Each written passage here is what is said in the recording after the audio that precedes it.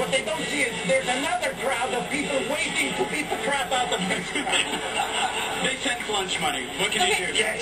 Well, we have the opening footage that we have of Comic-Con, or what we like to call the running of the nerds. Yes. So we want to show it to you and see if you'd like to share your thoughts.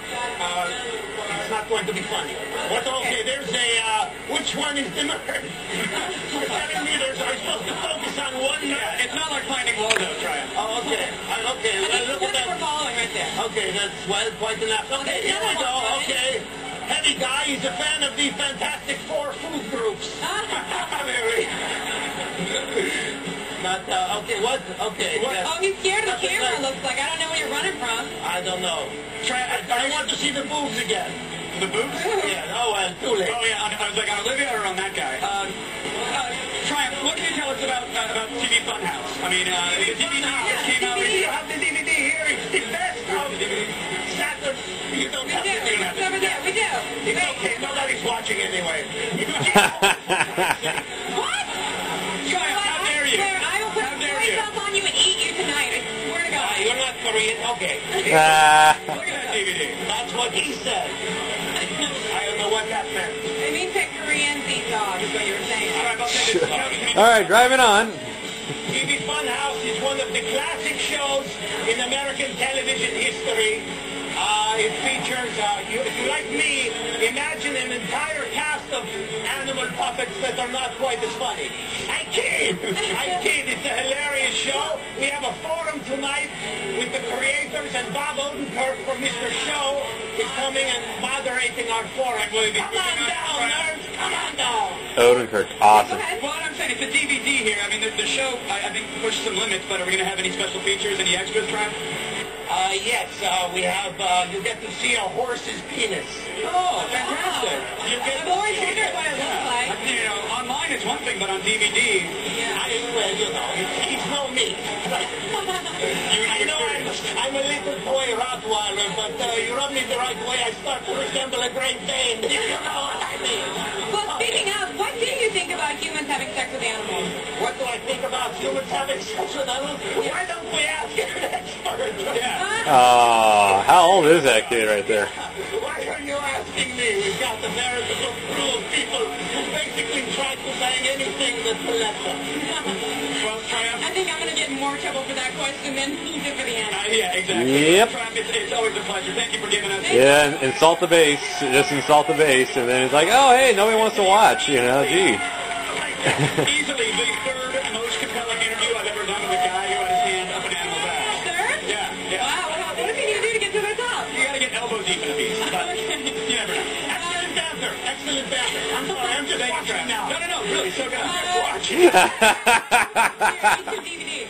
We're talking with Chris Morgan, the writer of box office hit Wanted and the upcoming Gears of War film. Plus, grab your kryptonite. We're going to Metropolis for a closer look at the huge new DC Universe MMO. And we'll have an exclusive behind-the-scenes first look on Zack Snyder's Watchmen. It's all coming up. Get the dog out of my face. Comic-Con LA Live is brought to you by Geico. So, that's, yeah. Excellent banter. Yeah, what's the difference between me and Triumph? Well, Triumph makes a lot of money, so, yeah. Characters and the designs and stuff, and then we work with the 3D modelers to get them just right so they look and feel like the DC Universe. Well, if anyone can do it, it's you. And thank you so much for this, guys. Thank you for your time. All right, guys, let's send it back over there. Adam Sessler is an amazing interviewer. God, man, just asking all the right questions, you know, and just really just covering all the bases, too, man. Good job, man. Thanks, Olivia. But I'm still a little curious about the gameplay, exactly how that's going to work out. But. Hollywood has been plundering comics for decades. But exactly what does it take to create box office magic from the printed panel? After all this time, the formula is still largely unknown. Can't Miss material often does just that, while under-the-radar properties like 300 frequently rise to the occasion. Hype. We've gathered experts from across the entertainment spectrum to help us answer this question. Where else but the loop? Here with us right now, Michael Huston, the executive producer of every Batman project since Tim Burton. Wow. How does that feel to be the richest man in Batman? Avalon. But Yeah, right. Well, let's just say we had a really good week. I saw you flying in your gold-plated helicopter Hummer. That was incredible. Yeah. Not environmentally sound, but if you got it, flaunt it. Hey, why not? I live in a cave. Might as well do it. We were talking about Comic-Con briefly before we really got live, and you were saying you were at the first Comic-Con where there was 200 guys. 200 of us in New York City in a Fleabag hotel in the Bowery, July 1964. cool. You guys, a continental breakfast, maybe? And There was no food. There were only roaches. okay, so You literally had to step over drunks in the hallway in order to register. now you still have the drunk stepping, but you have like 500,000 people showing up. Are you surprised at how much is thrown? This is absolutely unbelievable. In the old days, we were all geeks.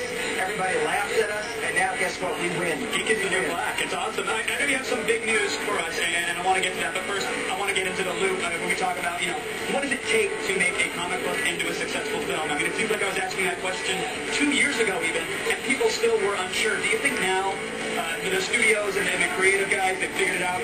Yeah, I do. I think we're in a time that I call it the golden age of comic book movie making. For the first time, I think the studios, the talent pool, the agencies, everybody get this is not a genre that's hot one summer and cold the next. These are ongoing great stories and great characters like you get in books and plays. And that comic books and superheroes are not synonymous. I can show you every different kind of comic book in the world, same as you can find in novels. And now the technology has caught up to us. So you can make great, great movies about amazing cosmic characters without it looking cheesy. Right. And obviously, CG has really helped enhance, bring the pages to life. But how faithful do you have to be to the source material? Because I think in the past, we've tried, those comic book movies. We've seen them attempt to get made, and I think people strayed from the source, and that alienated the hardcore fans, and the word of mouth wasn't happening. It's exactly right. You got to remember that originally when I got into the trenches with this 30 years ago, there was a generation of people running Hollywood that grew up afraid of comics. They denigrated comics. They thought it was lurid, cheap entertainment for children. Today, the people running the industry are people who grew up on the works of Stan Lee and Julius Schwartz, and they have an appreciation for and a respect for the creators as well as the properties. So Exactly. I think the key is to respect the integrity of the property, respect the integrity of the creator, but know they're different media, and you do have to make some changes, but if you're going to make them respectfully. All right, speaking of films, I heard you have some big news. You got an announcement. Is this like a G4 Comic-Con exclusive? This is an exclusive. All right, what do we have, Mark? We just kind of got all of the I's dotted and the T's crossed. We are going to bring really the world's first superhero to the silver screen, Doc Savage. Doc Savage movie. Who? I thought you closed extra. I was like, congratulations, but the papers are done. Doc Savage. We're ready. Schwarzenegger, maybe a little Vin Diesel. I could train. I could get on like a NutriFit kind of system. Have your people call my people. We'll do lunch. Can I pretend that I have people? Can you guys be my people and get my now, real quickly, when you look at a film like The Hulk, Louis Leterrier's film, it was critically a huge success. Ang Lee's version was panned a bit. They both pretty much grossed the same. So what's the difference between the two now? Well, good question. I think the first Hulk movie, in my humble estimation, kind of missed the mark. And I think it lost a little sight about what made the Hulk special. And part of the problem was at that stage the technology was too much a jump. It suddenly became almost cartoony. And I think this time around the technology had caught up. The story was a lot stronger. And I think we got a much better Hulk project. So if there's one piece of advice that any aspiring filmmakers or anybody out there that's writing a comic or hoping to get it turned into a film project, what is it? How do they protect their baby and make sure it's faithfully adapted? It's really, really, really hard to do. What you have to make sure is that you maintain some semblance of involvement, that the people who are working with you to bring it to the screen are people who love the material, understand the material. Maybe you're fans themselves as opposed to suits who just really don't know exactly what they're messing with. They're just in it for the gold-plated Hummer helicopter. Guys. Final word on the comic books to movies adaptations. Is this going away anytime soon, or are we just on the beginning of this? As I said, it's the golden age. Because they finally do get, it's not going to be hot one summer and cold the next. We're here to stay. And there's more and more great independent comics coming along. Great things from the libraries of Marvel and DC that are not the A-team. The second stringers that are coming along. They're coming off the bench. They're going to make millions as well. And don't forget Japanese manga and some of the great foreign projects that are out there. I think we are really on the verge of something wonderful. Finally, those CG... So that's always on the verge. You're always on the sidelines. All over the world. Michael, it's an absolute pleasure talking to you. That's been on the sidelines since the 80s.